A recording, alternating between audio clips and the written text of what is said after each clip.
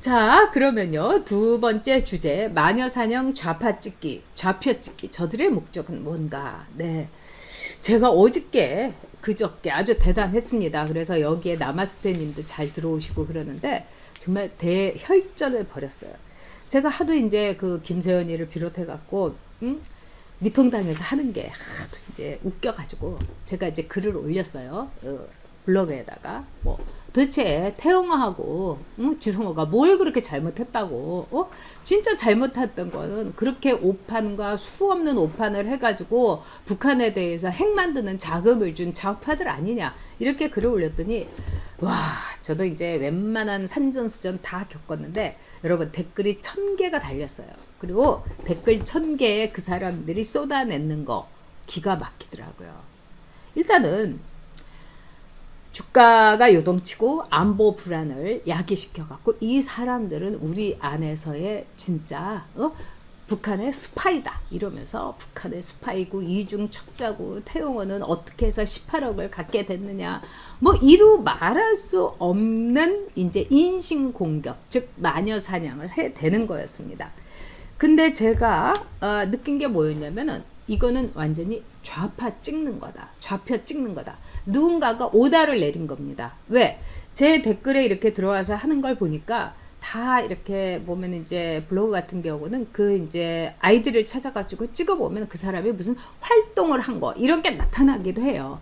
무슨 원장이라고 하는 사람 이렇게 보니까 광주에서 무슨 연구소 하고 있는 사람도 있고, 이런 분들은 글도 막 올리고, 또 와인 이렇게 이 가게 하는 사람들, 이런 사람들 다 나타납니다. 그런 사람들이 전체 1000명 중에서 기껏해야 제가 보기엔 한 10명? 나머지 거의 900개의 댓글을 올린 사람들은요, 보면은 아무것도 글을 올린 게 없어요. 그 다음에 친구도 0명이에요. 이건 뭘 얘기하겠습니까? 그들이 갖고 있는 일종의 좌표 찍기용으로 동원하는 겁니다. 블로그에도 드루킹이 있는 거예요. 저는 이런 걸 참 많이 느꼈는데, 어저께 경우에는요, 이 사람들이 하는 논리가 아주 그냥 일사불란하고 똑같았습니다. 예를 들자면 이런 거였어요. 태영호는 죽을 죄를 졌다.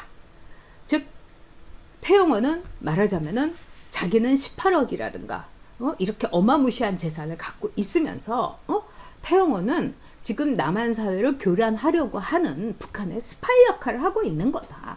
지성호도 거기에 인지를 잡혀 있는 거다. 꽃제부 출신이니까 아는 게 있겠느냐, 뭐가 있겠느냐, 이렇게 얘기를 하는 거예요. 즉 그러면 제가 그랬어요. 제가 이제 댓글을 안 달려고 하다가 하도 좀 약이나 좀 올려볼까 하고 슬슬 댓글을 달았어요.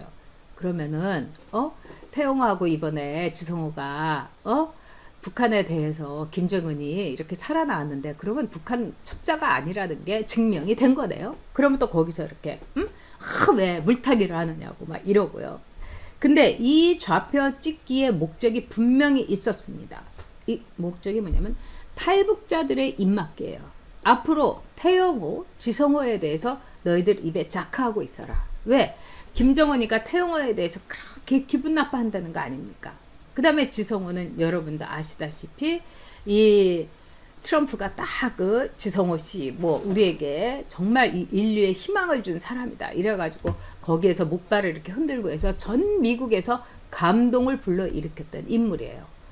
김정은이가 너무 배가 아픈 거죠. 감자 구하러 갔다가 기차에 치여갖고 이 손과 발이 잘린, 이게 북한의 주민들의 현실이라는 걸 전 세계 북한의 인권 상황에 대해서 전 세계에 보여준 거 아니겠습니까?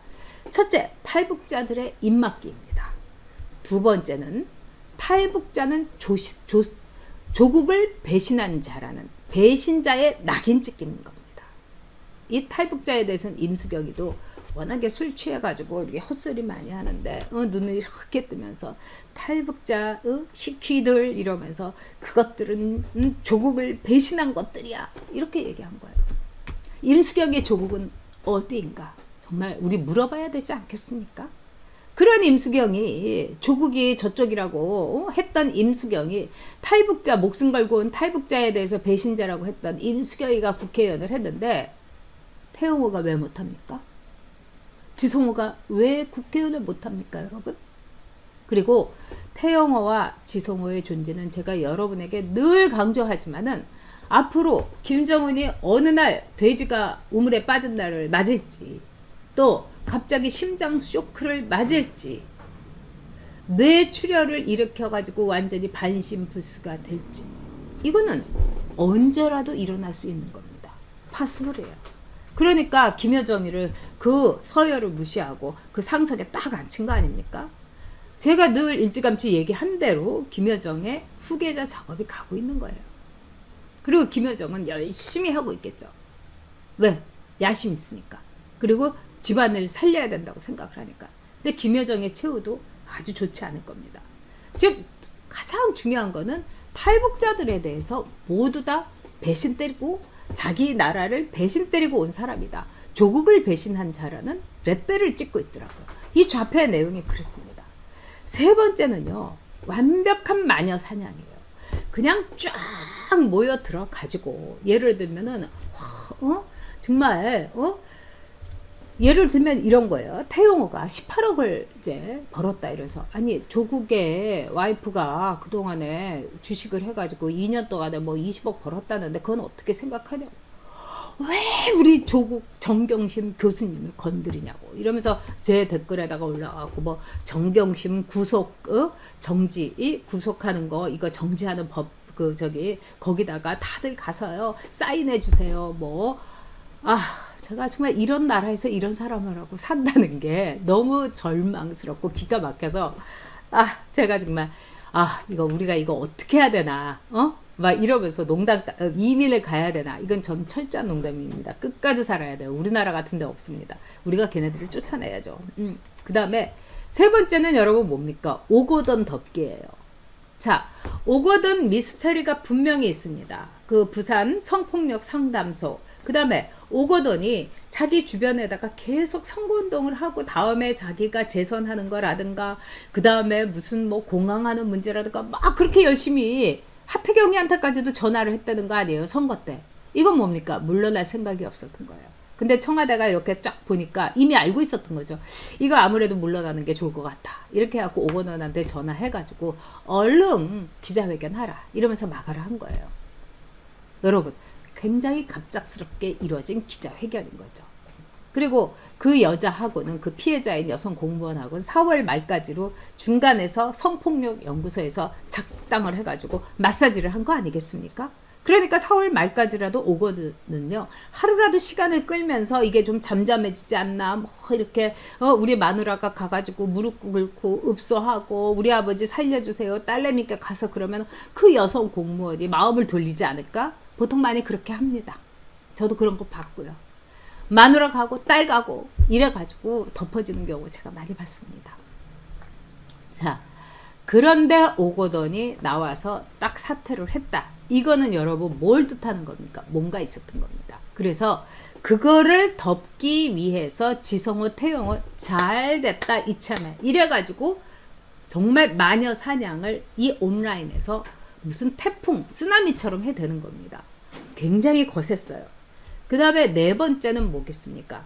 앞으로 대북 정보력은, 즉 청와대가 독점한다. 국정원이 독점한다. 좌파가 독점한다. 너희들 뭘 알아서 숟가락을 얹어. 이런 식으로 가면서 태영호와 그 다음에 지성호, 그 밖에 대북 채널을 갖고 있는 우리나라의 NK코리아라든가 또는 하다못해 미국의 38로스라든가 이런 것까지 다 입을 닫고 이거는 우리가 독점하겠다. 이렇게 강조하는 겁니다. 이 마녀 사냥이라는 것은 서울시향의 그 박현정 그 대표의 마녀 사냥하고 거의 제가 보기에는 사이즈는 여기가 어마무시하지만 굉장히 유사합니다. 없는 걸 만드는 거죠.